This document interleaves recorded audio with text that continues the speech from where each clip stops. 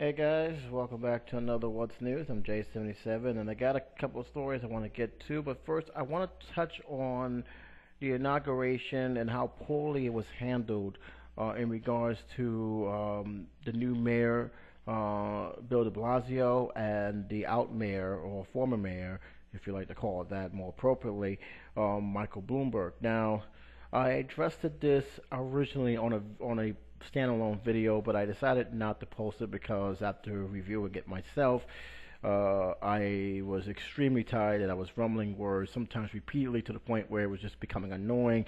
And I didn't want to post that video up, but I still wanted to talk about that inauguration because to me, looking at that inauguration, especially after weeks has passed, it still bothers me how poorly out of taste some of those speakers have done. They really use it to bring political views, which should never have been brought up in that inauguration to begin with. That and the fact they just basically just insulted and bashed the former mayor right in front of him, to the point where I was just ready to turn it off because it was just so unwatchable.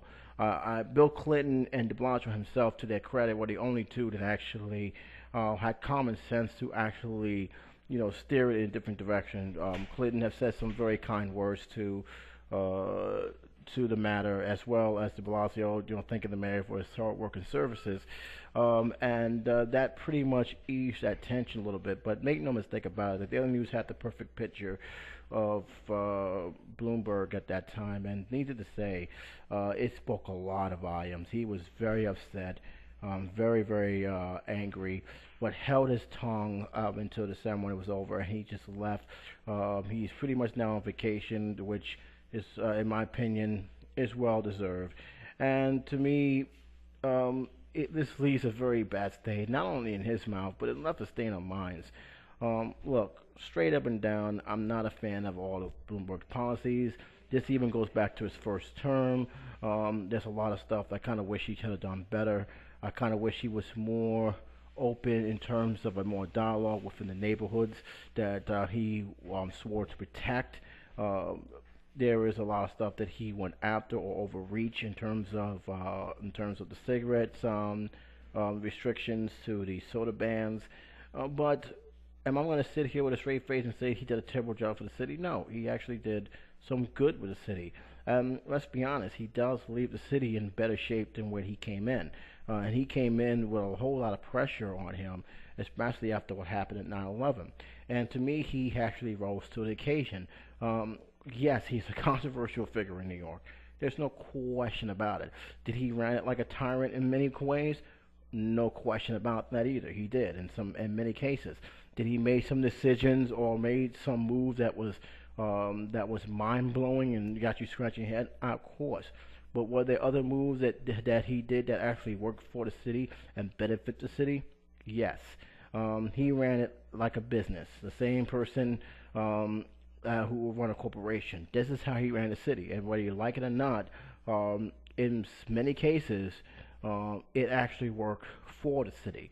And again, I have to say he did leave the city in good hands. And I said this even before this election came up. Whoever wins is going to have a tough time, living up to what he is leaving behind, because he do leave a city in very good shape.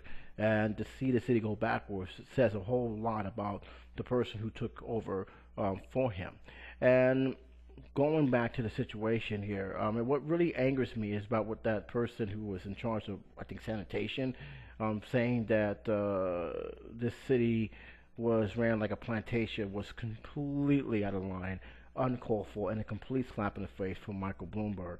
To me, anybody who says that, I think you got to scratch your head. I don't care if you're black, white, or whatever rationale. When you hear somebody say that, you really got to ask yourself, are you serious?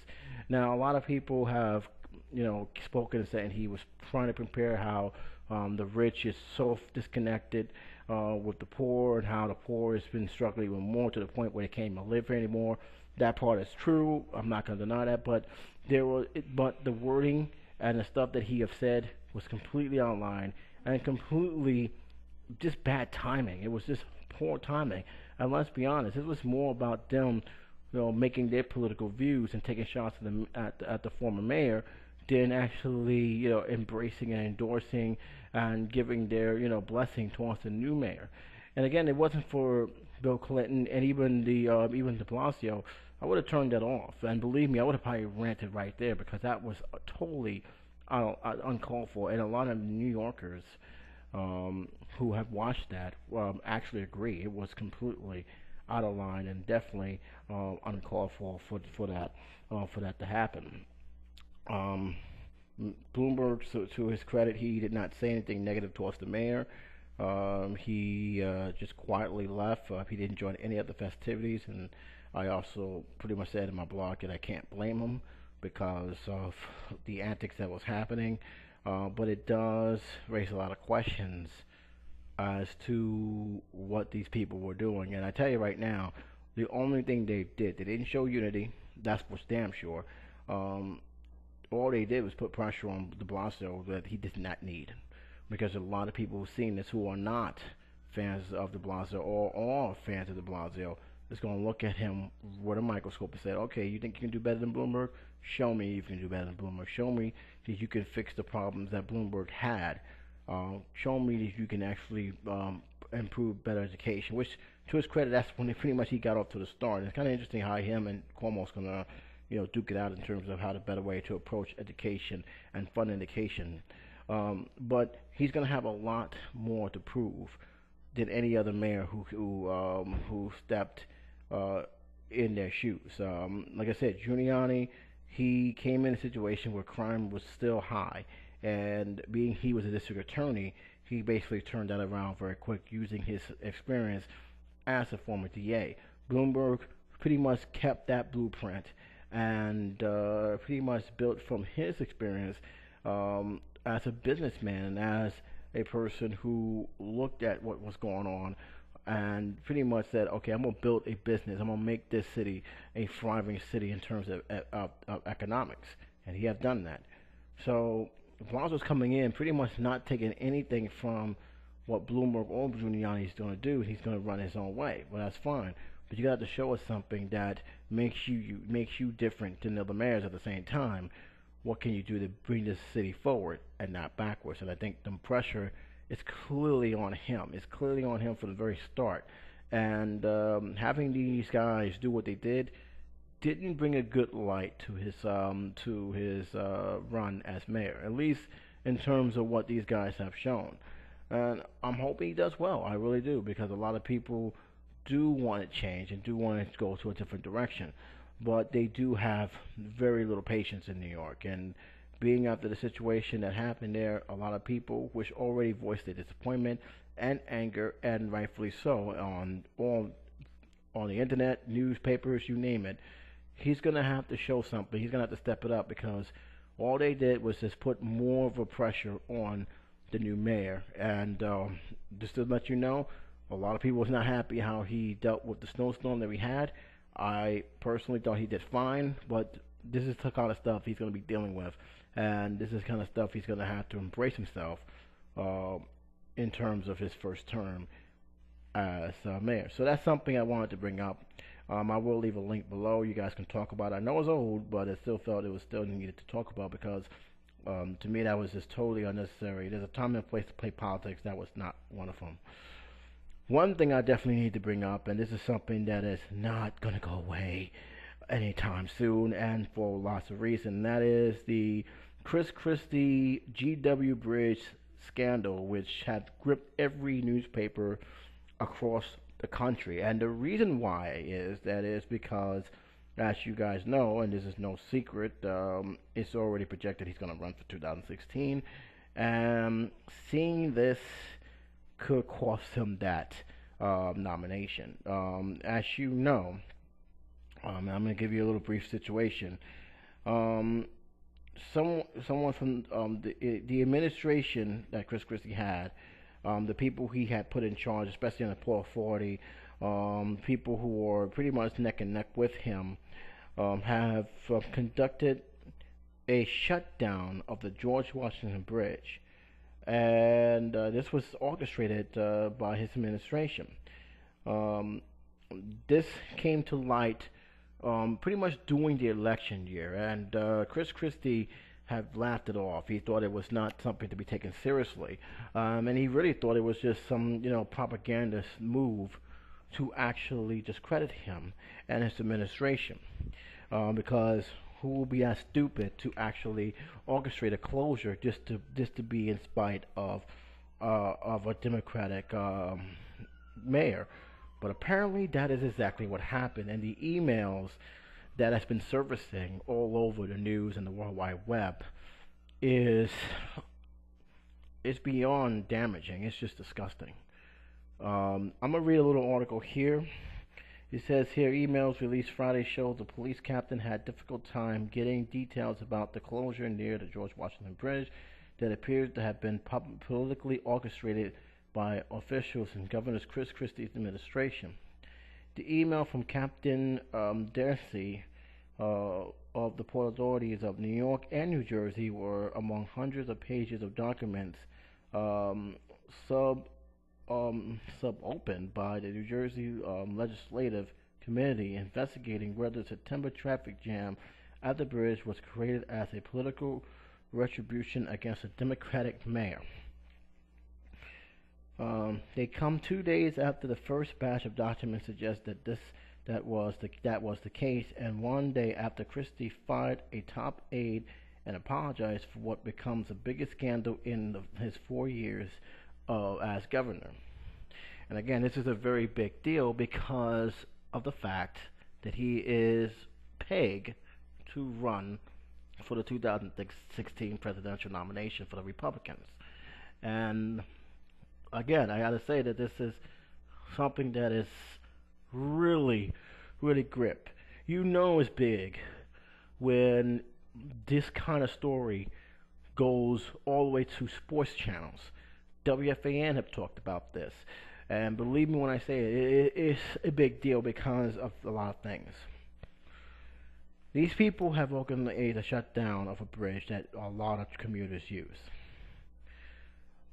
And the stuff that you're hearing had shown that how dangerous this could have been. Because it was not a 1 day thing, this was a 3 day thing. And probably would have gone longer as a couple of people from the higher ups have stepped in and put an end to that. But the emails that came after that, the emails that have shown, is just mind-boggling. The emails that has been said between the two, from it's time for Fort Lee to have a traffic jam, to the about pretty much not having no regards to children's safety, and especially with the fact they're being late for school. It definitely showed just how vindictive and just how unprofessional these guys were. And Chris Christie spent an hour and plus minutes basically trying to explain himself, distancing himself from these people. You have a lot of people basically saying that he should resign if in fact that if he knew that this was going on and he okayed this. This has been one big roller coaster ride for him, and there's no end in sight. He went to the mayor of Fort Lee. He did apologize to him and the people. Fort Lee did accept his apology. He felt that he had nothing to do with that. But the point is, and I said this before, with a lot of our officials who have high power. I said this with Obama in terms of his administrative staff, and I say it again. This is something that you can never keep your eyes off. It takes just one brief distraction from what your administration is doing, and next thing you know, boom, you have a scandal in your hands. This is exactly what's been going on with the whole entire situation. It's been a complete utter disaster.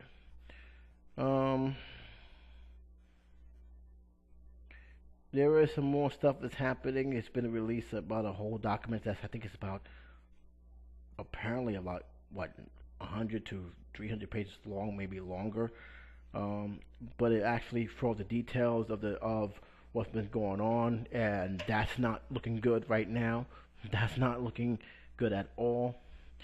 Again, this is pretty much goes to the fact that Cuomo's office have called in and asked what the hell is going on, because originally it was said that it was doing some studies, which makes no sense whatsoever. Um, all the way to the fact that the emails and how much and who played what part and why. And these documents are being reviewed by not only by the lawmakers from New Jersey, but even the feds. And if the feds feel, which if you read what's going on, it's hard to dispute that. But it's it's it's very very. This is going to be something that the government's going to have to find some way to ride through, because this is not going to end. And I might as well just give my opinion on something here, because a lot of people are suggesting that Chris Christie didn't know because these people were so close to him, and how he did not know. He needed to know something. I don't know if he knows anything. I'm not going to sit here and just say that he knows something, accuse him of something he may not actually have done. What I will say about this is, if he did not know about it, he definitely dropped the ball. For the simple fact is, he let people run the asylum. He let the wrong people do it, and he did not put them on check. And the one thing that I think a lot of people always praise him on is he ran a tight ship. Well, that ship wasn't that tight if this thing happened, and it happened right in front of him. And now he did explain that he did ask them. He did ask him, was this a situation happened? They said no. That was one of his top 8. I think her name was Kelly before she got fired. And she said there's any emails, so she did not was truthful for him. But to me, you have to sometimes do your own investigation. You sometimes can't really take the words of certain individuals because of this situation here. Because as we have seen, and I'm seeing this a lot in the last 40 hours, most of the guys who are scheming or doing stupid stuff they're not supposed to be doing, is it going to be truthful to their boss that they're doing it? And this is a prime example. And speaking of some of these guys, the guy who was the head of Port Authority, who basically had made those heartless emails, it's amazing how they do these things. And then when it comes down to answering questions for their stupid actions, they cowered up like a bunch of wimps and just basically say, I plead the fifth. Which, if you see some of these documents, by the way, guys, I don't think they have to say anything. I think the documents will speak for themselves. And if it's not the case, and I'm going to be truthful, I think they should be held on some kind of federal charges, because they forget about the fact that they was trying to get back at a Democratic mayor for reasons that they shouldn't even, there's reasons that has no excuse for. Because let's be honest, no one thought Christie was going to lose that race. No one. That would have been the greatest upset of the year. No one thought he was going to lose. And to be frankly honest, the media was ensuring that he didn't lose. The media covered him pretty much with kid gloves throughout his first 4 years. Granted, that's pretty much going to change now, especially with the scandal. A lot of news media has been covering it very down the middle, which I actually like. They're not trying to be biased in many ways. There are some out there, some liberal news outlets who are pretty much biting at the bit for this. I know a lot of liberal newspapers are pretty much saying he knew stuff. I'm not going to do that. But most of them are covering it, trying to get more information. Even Fox have done a pretty good job covering the news.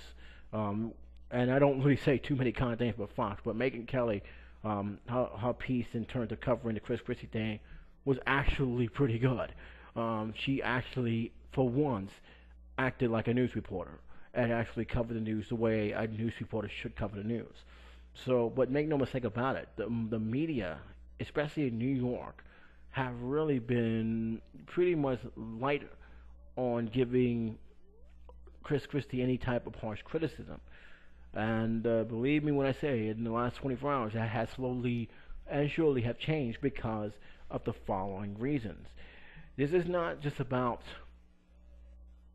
the bridge situation. It's about his confidence of running his staff and how he can keep scandals like this out of the spotlight, especially if he wants to get the vote of the Republicans, because the Republicans still got Nixon fresh on their mind, and the last thing they want is another situation where it makes them look any worse than what it is. And keep in mind, folks, Chris Christie right now, whether you like it or not, is pretty much the only true electable person for the presidential nominee right now.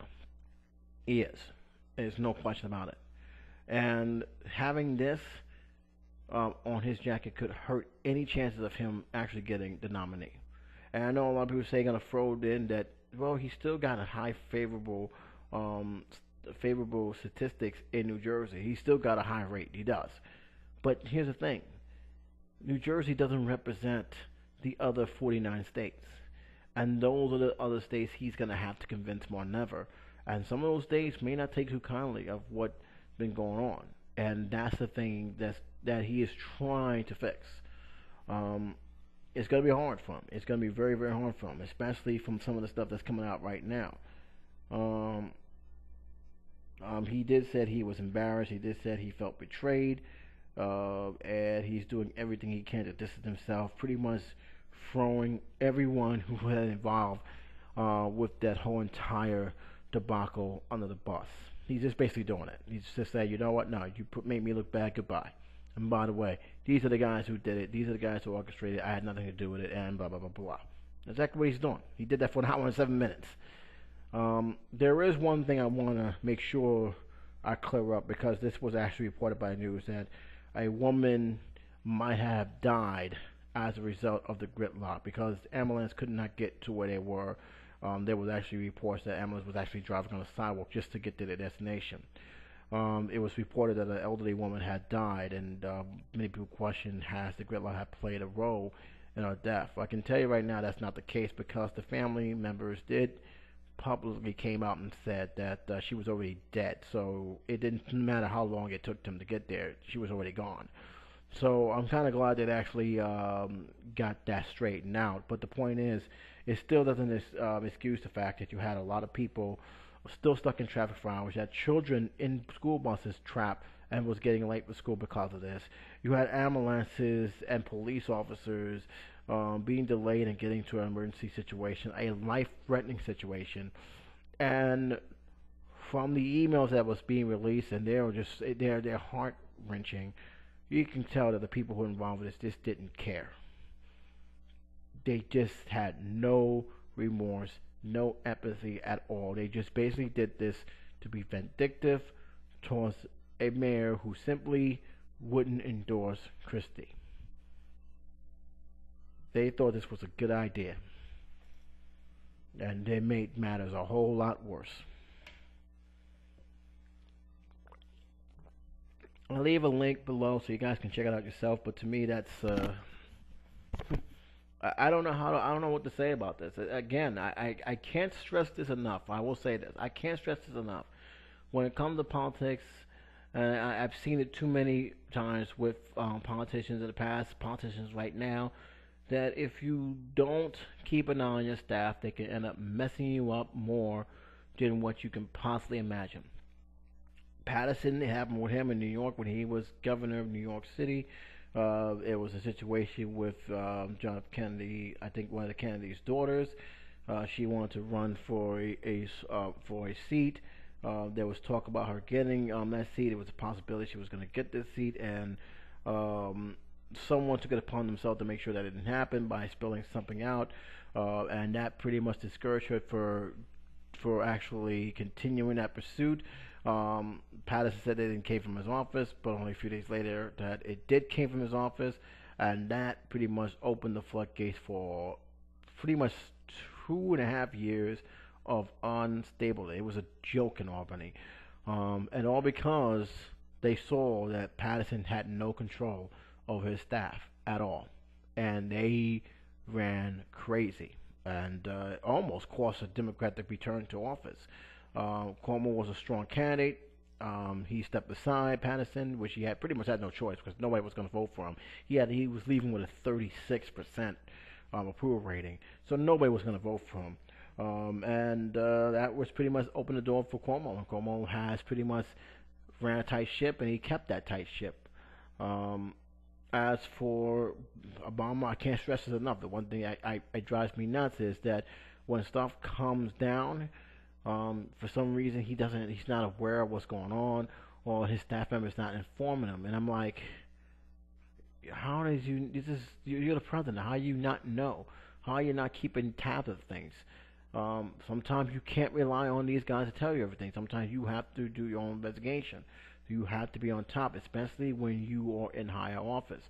Chris Christie may not have known that this was happening, and I'm only assuming that because I don't know for sure unless the new evidence come out. But the point is that the fact he did not know is also the fact that he was not on top of his game, especially when this was brought up to him in September. We're not in January. So the fact that he's been thrown off guard really says a lot about him, about his administration. And he tried to say that's not what the administration represents. Well, these people were part of the administration, so yeah, it does. And that's something he's going to have to fix, and fast, before 2016. Because right now, if things continue to be like this, the chance of him getting nominated for any kind of a presidential bid is going to dwindle very quickly. I'd like to hear your opinion on this matter, and your feedback on the matter. But I'm going to move on and talk about Obama. Yeah, I gotta talk about this one here because this one caught my attention when I was working today, and I saw the ticker from Fox News, and I actually confirmed it with CNN News. But it says here basically that Obama administration has cut ties with the CGI Federal for its work on the main contractors on Obamacare website. The source is familiar with the decision told CNN. The contract was up and not renewed, the source said. The Center for Medical and Medicare and Medicaid Services, that the federal agency charged with overseeing the development of the website, said in a statement that it was working with the contact partners to assure that a mutual agreement upon transactions. The fall launch on the website in October was the biggest political setback in President Obama. Fixing since has resulted in improvements in performance and online protocol where customers can shop for healthcare coverage.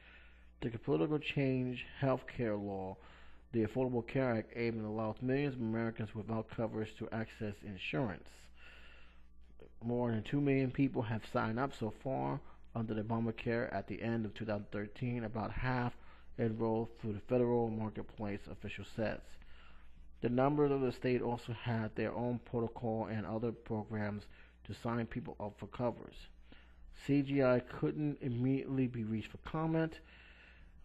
It was the lead contract for building the problematic front-facing side of the healthcare.gov, a job with a original 2-year contract valued at nearly $100 million. Wow. They paid these people $100 million for they was going to pay these people $100 million for a messed up website. Unbelievable. You know what's even more weird about this is why didn't they fire them sooner? That was always curious to me. It took them this long to actually realize that these guys was not really up for the task. I would have fired them sooner. I would have broke their contract and be gone. You didn't do your job. Now I don't know how much they have actually gotten. They said here that it was nearly $100 million. I doubt they got the whole thing, because a few weeks back, Obama have actually freeze payment of any kind to these contractors. So you pretty much knew that he still was not happy with the result of what they was getting. Um, I'm actually kind of wondering if they're actually going to be asking for money back because let's be honest, the site it was a total disaster. It really was a total disaster. Part of that was actually Obama's fault as well for not making sure the site was tested. And from what we hear from other people is that they actually tried to rush the site out the door when it wasn't even ready. With that being said, there's a whole lot of other stuff that went down that didn't need to go down. Um, it says here also that during testimony before Congress in October, the CGI senior vice president Cheryl Campbell denies any wrongdoing by her company, telling legislators that it was not unusual to discover problems in the system with so many incoherent users that would need to be addressed after going live. I hate to say this, but if you're being paid a multi-million-dollar contract, I have to say that there's no room for error. You need to make sure you're on top of that. You should have a guy on around the clock for that. And I understand reports did say that they needed more time, but that's why you do testing. So I'm not too sure about that. Again, I gotta tell you, the original 2-year contract, valued at nearly $100 million, to produce a website with multiple insurance involved. I find that very, very scary. The company is based in Canada, and CGI presented itself as the world's 5th largest independent IT and business process service company. This is something that the article said. The company has experience in healthcare IT as a partner to some Canadian ministries of health and has provided a secure electronic medical record in Europe. Its U.S. government contracted brand CGI Federal has done more than $2.5 billion in businesses with more than 2,000 government agencies since 2001, according to a search at usaspending.gov. This includes nearly $1 billion of work with the Health and Human Service Department, CMS, a parent agency, as well as the Pentagon. So they've been around a while. Been around a very long time, and they've done a lot of stuff, and they do have a track record. Still doesn't escape the fact is that the one thing that they needed to do right, they got wrong. And it does raise a lot of questions as to who didn't do what they're supposed to do. I know my family said, oh, he's being set up. No, I'm not buying that because I think it was his responsibility, and he simply just wasn't in the loop on things, especially when it came to his signature bill. But according to the article, they're no longer being associated. Doesn't necessarily say that the other stuff there that they have isn't. So keep that in mind, guys. It doesn't necessarily mean that that's going to happen, but it definitely raised the question as to what they're going to do to further improve the site. Because you gotta think they're actually going to continue trying to make more progress as the site continues onward. Because I don't see how this is going to end with that. I just don't see it. All right, I want to get into another one here. Got 2 more stories to talk about. I'm going to get to this one, Amanda Knox situation. There was a report that came out. I thought it'd be best to talk about it because this has been a weird story in the last few years. An American student in said if she is convicted of killing British student Manish Kruger, I believe, Kitchener, is upheld by the Italian court, she will be a fugitive. Now, in case you guys don't know, Knox has been convicted of murder, but was acquitted. I think she won her appeal, and she has since been retried, even though she's not in Italy. Knox and her ex-boyfriend Rafael Sonadetto are being retried for the 2007 murder of Kincher in a flat she shared with Knox in Italy. The story also could say she was convicted in 2009 and then acquitted on an appeal and released in 2011. Then in May 2013, the Italian Supreme Court rejected the appeals court ruling and ordered a retrial. Very interesting. Since being released from prison, Knox has returned to her home in Seattle, where she remained during the recent court proceedings in Italy. She went on to say, "If convicted legally, I'll be defined as a fugitive, but I will continue to fight for my innocence," Knox said in a statement. "Today, Friday, I will not be willingly submitted myself to injustice. I will not willingly submit myself to injustice." This is where the story gets interesting, and this is where I think this is where Knox needs to be very careful, and especially what she said in the press. If she is convicted, Italy can easily ask the United States, "Could you please extradite her back here so she can now be sentenced?" There is a good possibility that the United States may actually extradite her back to Italy. And the reason is that I believe Italy, along with Britain, along with France, have an agreement that if a convicted felon or someone who's running away from justice lands in their borders and they find them, they will have to extradite them unless they've been given an asylum. That's pretty much the only time that can happen, and the United States is pretty much under that situation. Now, it doesn't make any clear because it didn't say whether it would do that to her or not. But if I know the United States, and I know they want to keep good relationship with a lot of their foreign countries, a lot of their foreign allies, there's a good possibility they could say, "I'm sorry, but we got to send you over there. You have to deal with this over there," which is kind of messed up in many ways because she did want to appeal. But there's a lot of stuff going on with this situation. A lot of stuff that's happened. This was mentioned in the movies, which I don't really take for integrated salt. There's a whole lot of stuff that's surrounding this, and a whole lot of stuff in terms of how Italy have handled this case. They really want this girl in jail badly. They really feel that she is guilty of murder, and they really have been pushing to get her back in prison. And the evidence is quite clear. The Supreme Court even said, "Hey, look, she needs a retrial." Now, I don't know how that's going to happen. A lot of people are focusing on her and not the boyfriend, of course. A lot of people are focusing on her because of her enrollment.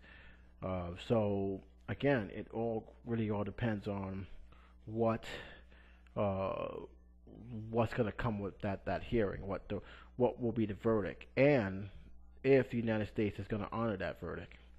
And even though Knox is not going to willingly go back to Italy, she may not have much of a choice when it comes to the United States justice system knocking on her door.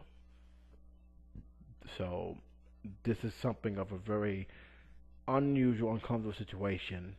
She feels she's being unjust. A lot of people feel that she has gotten away with murder, and people feel she shouldn't get away with murder. Again, this story has a lot of weird things going on with it that I don't even know what to say anymore. But I do know one thing, that if the United States does decide, yeah, we're gonna re-extradite you, it will not shock me because they do have an agreement in terms of extraditing people especially who have committed crimes in other countries, United States included. I will follow up on this. I'd love to hear your opinion on it. I will leave a link to the article. And we'll move on to the weird file, which isn't really much of a weird file, but it is something that I think that Miley Cyrus have created a monster, more so with this twerking crap than anything else. And twerking has been around for a long time, and now it's just gotten overblown by what Miley Cyrus did, and a lot of stuff has been going on with this twerking, resulting into schools banning it, to people actually getting in serious trouble for it. And these kids are pretty much the same thing. I'm gonna read the top headline. This is the last story I'm gonna talk about today, but it says twerking teen ambush gas station in Texas. There is video confirmation. I will leave a link to it below so you can see it as well. But it basically says like this: a dozen of twerking teenagers forced their way into a Texas convenience store, ransacking it as the security camera record the flash mob from above. Clark Terry told KB Texas, KBTX, that he knew he was out of his element when the teens swarmed in the Gravin's Food Mart in Bryant and begins shaking their buns to the merchant playing on the outside. I called my coworker to come help me out and keep an eye on them, but because we've been having lots of stealing in the store. He said about Saturday night incident, but before he could batten down the hatches, 30 or 40 kids, ranging from 8 to 18, flew through the door and took everything they could get their hands on. You start seeing young ladies yelling, "Hey, come on and get it. They're giving away free stuff," he told the station. The recording shows the attempt to close the door, but more kids ended up pushing their way through. Suspects allegedly stole candy, food, and drinks. Some face charges of theft, vandalism, organized crime, and assault. Several parents have come forward to the police with statements, according to the New York Daily News. One of the teens, I believe it's Bernana Taylor, told KBTX that she tried to stop her rowdy peers. "I said, you need to stop. Come on, we need to go," she said, and they just twerked away. The song was on too. They were just twerking. They did more than twerking. They robbed the store. This is getting way out of hand with this. And let's forget about the twerking, because the twerking is the least of the problem here. You have a bunch of rowdy kids basically busting into a convenience store, robbing, taking anything in sight. And it was a mob. It was a flash mob. And I think they forgot they're in Texas, because Texas don't play that. I don't care how old you are. They put you in jail and lock the way forward with a key in Texas. And they do have surveillance. I will give credit to the parents. They did came forward and basically made some statements. But to me, a lot of these kids, they take something and they make it even worse. It never fails when it comes to something like this. Luckily, no one was hurt during the incident. That's the most important thing, because this could have ended badly for everyone. But again, this is pretty much teenagers, kids, pretty much, because there are some kids that are 8 years old. I don't know what they're doing that night, 8 to 18, just basically going nuts and basically causing trouble. And as a result, we got this situation. And eventually, most of them, if not all of them, will pretty much get caught and they're going to have to face the consequences. Especially those who are 18 years old. They're going to treat them like adults. They're going to be very, very hard on them. And some of them may actually get, besides the charges that I read here, endanger welfare of a child. Last time I checked, they said it was someone was 8 years old. So, yeah, this is definitely, I wouldn't call it weird. I just call them, they should have been on the crime file, but it's definitely one of those stories that just, forget the twerking. These guys just ransack a store and rob a store.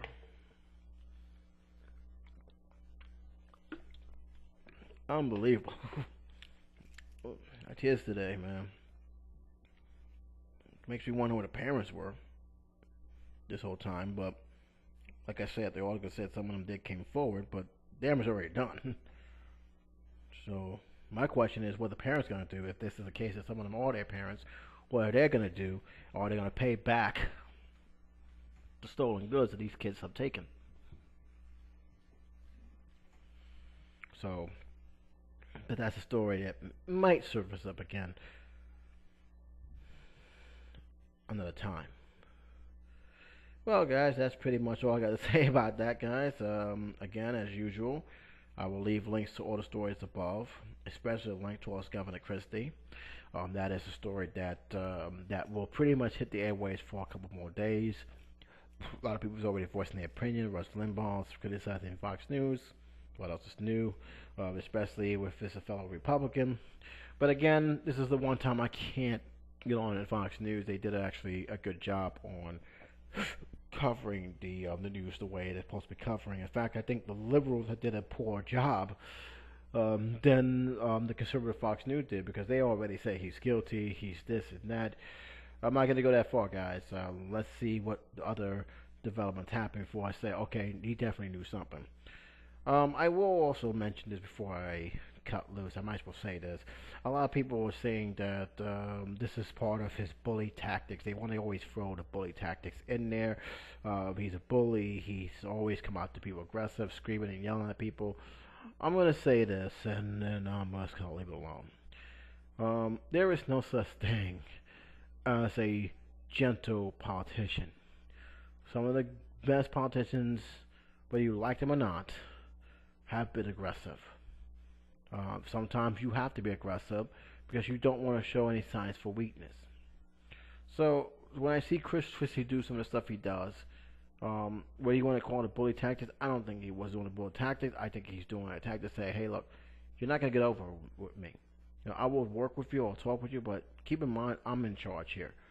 And what I want to say is going to go.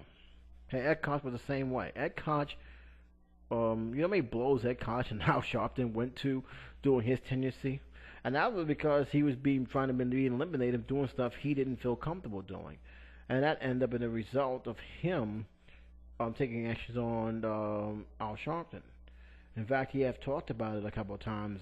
If you go to YouTube and type in Ed Koch, some of his interviews, he actually mentioned one of his blows, one of his first blows ever, with Jesse Jackson, not Jesse Jackson, Al Sharpton. And this has been something that has pretty much lasted throughout his tenure.